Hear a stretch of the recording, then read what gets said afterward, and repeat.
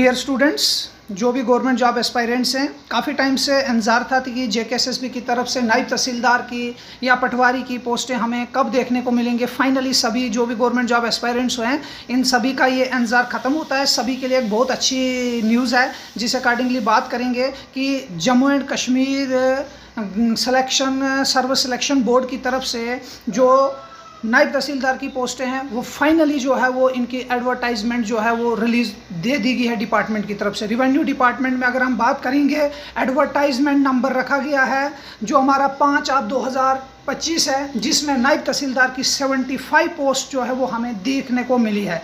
और इनके अगर हम फॉर्म लगने की बात करेंगे तो 16 जून से इनके फॉर्म लगने शुरू हो रहे हैं, और इनकी जो फॉर्म लगने की लास्ट डेट है वो है 15 जुलाई 2025 को इनके फॉर्म की लास्ट डेट है। इसके बाद अगर हम बात करें आगे, इसमें टोटल नंबर ऑफ जो पोस्ट है हमारे पास है 75 पोस्ट। और इसके लिए मैं थोड़ा शॉर्ट में ही डिस्कस करूंगा। अभी डोमिसाइल सर्टिफिकेट ज़रूरी है, जब आप फॉर्म भरने जाएंगे आपके लिए एक डोमिसाइल सर्टिफिकेट जो हमारी है वो होनी चाहिए। इसके साथ अगर हम एज की बात करेंगे, काफ़ी बच्चे इस पर भी ध्यान देते हैं कि एज क्या रखी जाएगी। जर्नल की अगर हम बात करेंगे 40 ईयर्स की जो है वो एज दी गई है, जिसमें 1985 से आगे बॉर्न जो भी है वो इसमें अपना फॉर्म फिल कर सकते हैं। और लास्ट जो है वो 2007 तक है। इसमें SC वालों को 43 ईयर्स दिया हुआ है। SC ST RBA इनको जो है वो EWS जो इकोनॉमिकली वीकर सेक्शन आता है उसमें भी 43 रखी गई है। अदर OBC में भी 43 रखी गई है। और इसमें एक जर्नल अगर हम बात करेंगे, जो एक्स सर्विसमैन होते हैं उनके लिए इसमें जो है वो एज रखा गया है वो है 48, मतलब 1977 के आगे के बॉर्न जो भी है एक्स सर्विसमैन उसमें फॉर्म लगा सकते हैं।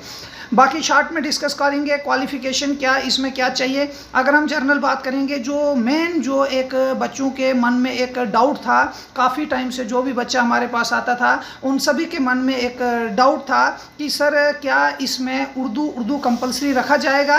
तो मैं हमेशा बच्चों को, ये मैंने पहले भी बच्चों से जो भी आते थे बिना नोटिफिकेशन के, मैंने इस बात पे डिस्कस की थी काफ़ी बार कि आप अपने रिटर्न की तरफ ध्यान दीजिए। बाकी जो उर्दू है, उर्दू हटा नहीं जा सकता है, क्योंकि जम्मू एंड कश्मीर की अगर जो हम बात करें, हमारा जो वर्क ऑफिशियल लैंग्वेज होती है जम्मू कश्मीर की वो उर्दू है। जितने भी डॉक्यूमेंटेशन होती है उर्दू में। और जो डिपार्टमेंट था रिवेन्यू, इसमें नायब तहसीलदार में उर्दू को रखा जाएगा।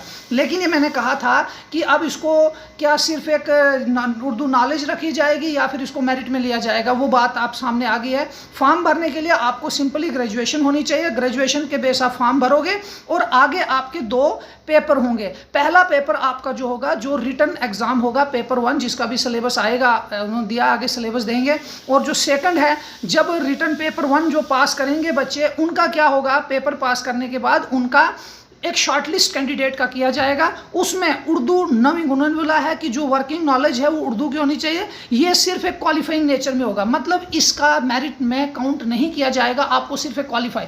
तो सिंपली अगर बात करें, आप अपने रिटर्न की तरफ, जो भी बच्चे हैं अपने रिटर्न की तरफ ध्यान दीजिए। और रिटर्न जब आप शॉर्टलिस्ट हो जाएंगे, थोड़ी बहुत आपको उर्दू जो है वो नॉलेज होनी चाहिए, वो आपको मेरिट में काउंट नहीं किया जाएगा, वो आपको इतना करा दिया जाएगा। तो सिंपली अगर बात करें, 75 पोस्टें हैं, फॉर्म लगने शुरू हो गए हैं। अब जो भी बच्चा चाहता है कि मुझे इसकी तैयारी करनी है, तो आप किसी इंतज़ार मत कीजिए। आपने क्या करना है, आपने अपनी तैयारी स्टार्ट कर देनी है। और तैयारी जब आप स्टार्ट करेंगे, 2-3 महीने इसमें लगेंगे जब तक एग्ज़ाम होंगे, आप आज से ही अपनी तैयारी स्टार्ट कीजिए। सिर्फ यही नहीं, इसके अलावा भी जैसे अगर कोई भी स्टार्टिंग कैसे करना है, क्या होगा, किस तरह से तैयारी करनी है, उसके लिए कैरियर अड्डा जम्मू हमेशा अवेलेबल है। कोशिश करेंगे अगले मंडे से हम नायब तहसीलदार के जो बैचेज़ हैं वो स्टार्ट करेंगे। इसके लिए अलग से आपको जो है वो इन्फॉर्म किया जाएगा, एक वीडियो अलग से आ जाएगी कि इसके बैचेस कब से लगेंगे, क्या टाइमिंग रहेगा। सिर्फ यही नहीं, आज बच्चों के लिए ये कहा जाएगा, ये जो टाइम होता है इसमें बहुत सी वैकेंसीज हमारे पास आती है।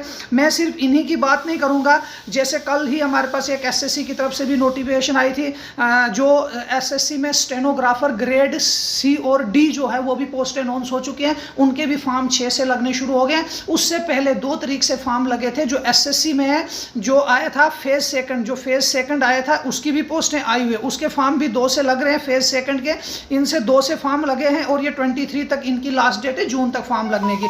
उसके बाद स्टेनोग्राफर के आए हुए हैं पोस्टें, स्टेनोग्राफर के जो है वो 6 से फॉर्म लगने शुरू हुए।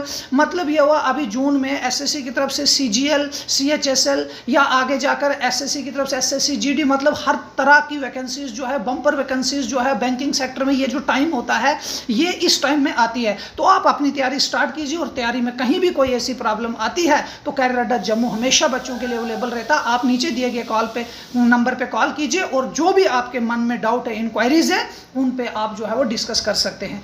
बाकी नेक्स्ट वीडियो का इंतजार कीजिए, उसमें सारा डिस्कस किया जाएगा कब इसका जो है वो बैचेस स्टार्ट किए जा रहे हैं। Thank you students.